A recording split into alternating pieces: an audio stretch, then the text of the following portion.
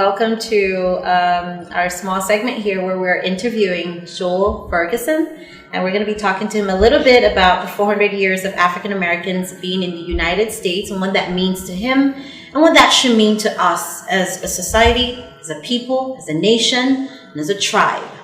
Welcome. Thank you. So tell us a little bit about your background in business, being an African American in the United States. Well, I've been in real estate for a long time. I've got apartment developments in 14 cities, a number of apartments here in Lansing, and a number of major office buildings here. That's what I got into. I started off with just one house, and I had that house, and I built more, and built like, and I've built 2 television stations, and I knew when to sell them because I wasn't watching them that much. I mean, TV, I sensed early that there were too many signals up there for an individual station owner, and people had too many choices.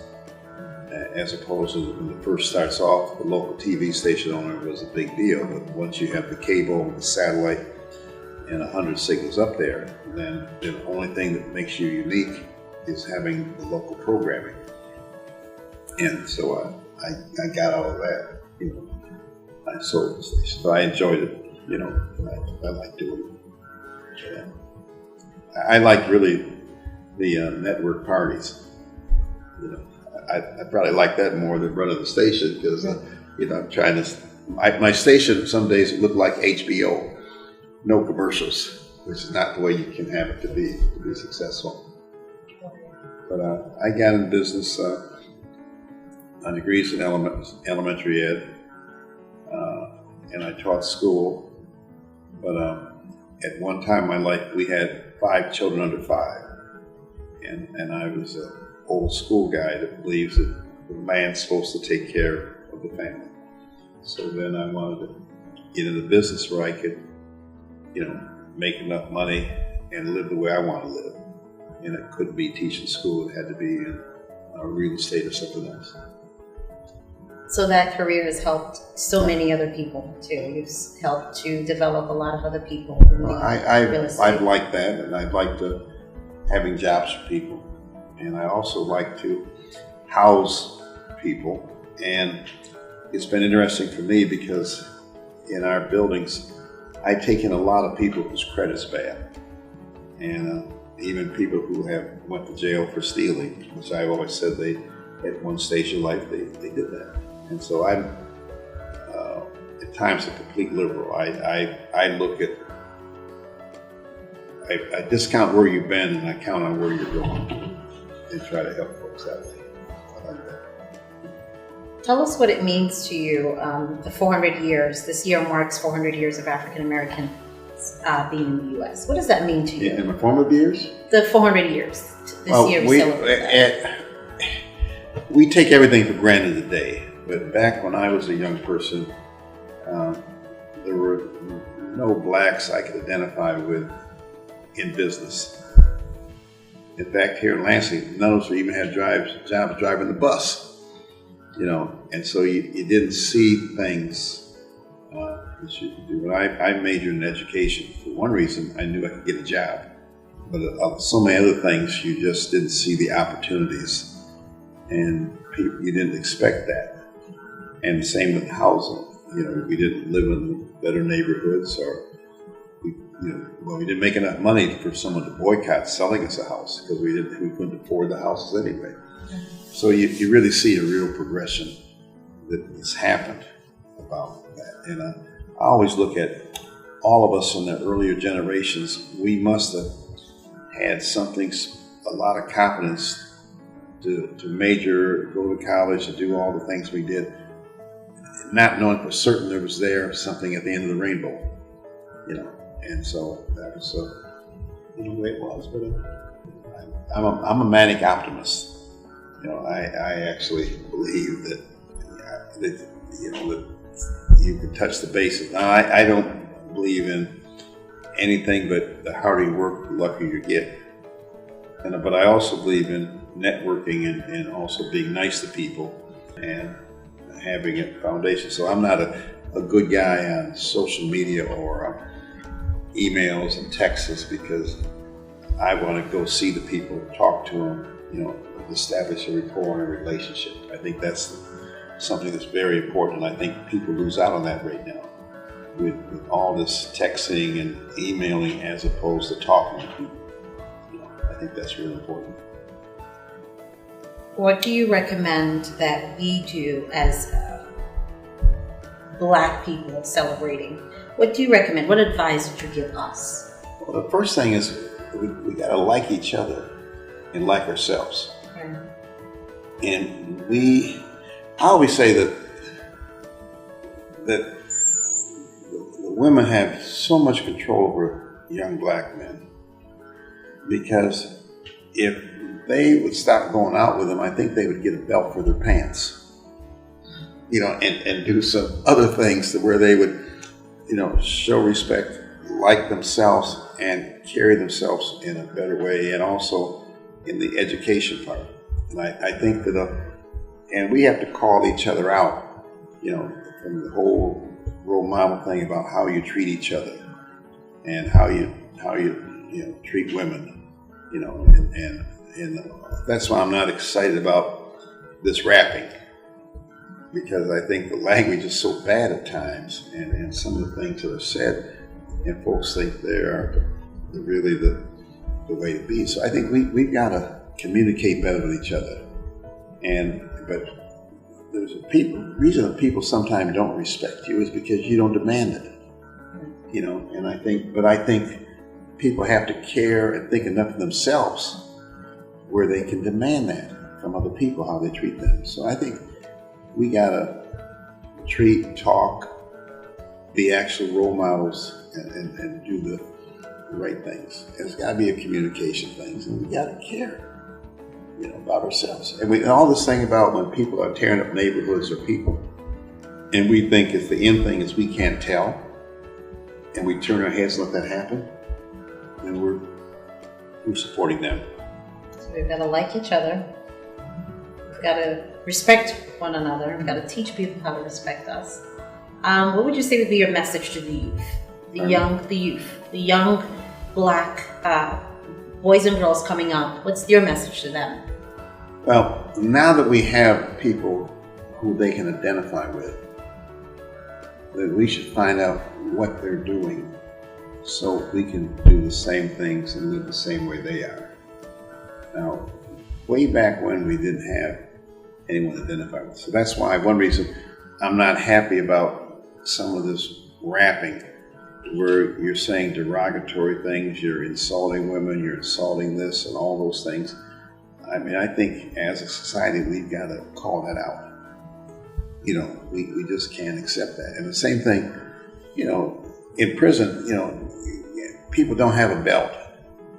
So they walk around with pants. But then we got folks who aren't in prison think it's the in thing that all of a sudden not have a belt, pants drooped on that. Just all kind of stuff. And we've got to either call that out, and we can't let them people know that we respect that, So we've got to communicate better. We've got to treat each other better, but we also have to.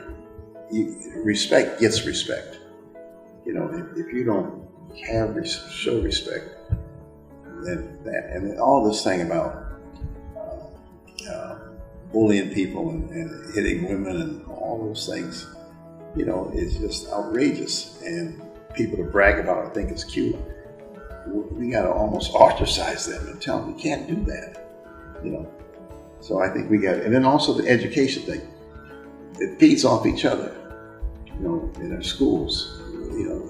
If your children are at a school where other kids are there to learn, they learn. But if they're in the schools where it's just not the in thing, and they're too busy about pleasure now, that's one of the worst things.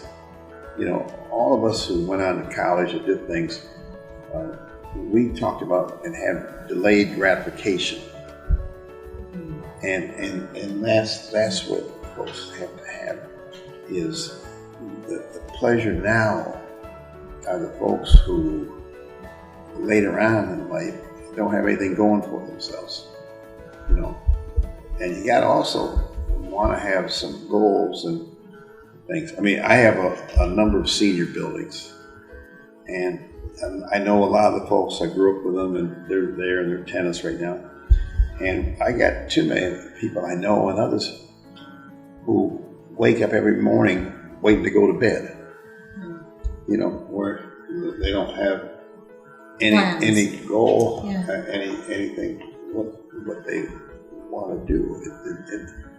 And now I'll admit that causes people like me to where we're afraid to stop. You know, because we don't want to get up with nothing we're looking forward to the next day and preparing ourselves to do. And the other thing I think we all have to do is decide that you're not in heaven if you're there by yourself. So it doesn't hurt for us to mentor and to work with and to help other folks who don't have the same things we have, you know, and help them get there. So those are just things that I try to preach, you know, and I make it. And then when you're doing business or doing anything in life, I have a friend who's the head of corrections for the state of Michigan. And he's down to the prison in Jackson, and they have its cafeteria style, and the inmates are the ones running it. So he's going through the line, and he gets some bread, and he said, well, they get some butter. He said, well, I like another piece of butter. And the guy said, no, everyone gets one piece of butter. And he said, I want you to tell you who I am. I'm the head of corrections for the state of Michigan, and the warden here reports to me. So I would like another piece of butter. And the inmate who's passing the butter out says, well, you know, I really don't care who you are, but I want you to understand one thing. I'm the one who's in charge of the butter here, and you get one piece. And I think it's very important that as we go up and down the street at any level, that wherever we're at, we understand who's in charge of the butter. So as you're in business and you're calling in office and you want to speak to so-and-so, but you respect the person who you're talking to, because that person's in charge of something. And maybe that person's in charge of the gate that determines if you talk to who you think you want to talk to. You know, and it's the same thing in every area, that you have to respect people in whatever their turf is. And the other thing you can't do is you can't big time them. You've got to treat them like they're somebody. And you're going to be far more successful in whatever your goals are if you treat people truly the way you want to treat them. And no matter how successful you are, you can't treat someone like you think you're more than they are. You know, I mean, I'm just saying that's, you know, and I always say that's a case of big time folks, you know. And I think of Magic Johnson, who's a good friend of mine, and we're in the Bahamas, and we're having dinner one night, and a person came over asking for an autograph. And Urban said, well, look, we're having dinner right now, but I'll take care of it. It takes us a half an hour to get out of the restaurant after dinner, because he went through the different tables and he signed autographs, he took pictures, he posed with people, he did all those things, you know, and he treated everyone like they're special, not like he's special, you know, and that's the way. And so what it ends up doing is kind of like when you go to a movie, the first day they got all that publicity. This is the movie. So everyone wants to see Forrest Gump, that wins the Academy Award. But then word of mouth the same year, Shawshank Redemption, people are talking about that movie. And so word of mouth gets that movie they're seeing. And so how you treat people is contagious, and people talk, you know. And so here nationally, Urban's brand is so good because he always treats people really nice. You know, he doesn't treat them like he's something special. He treats them like they're something special. You know, and so that's some things that we have to work with our young people who are coming up and they're going to be stars, they're going to be this and that. They have to understand how to, you know, treat folks right. And they also have to be the first one there that you're helping everybody who's running behind you. You know, and so that's just how we should be. And that's how, you know, I try to treat people. Thank you for that answer. Huh? Thank you for that answer. That's powerful. That's really important.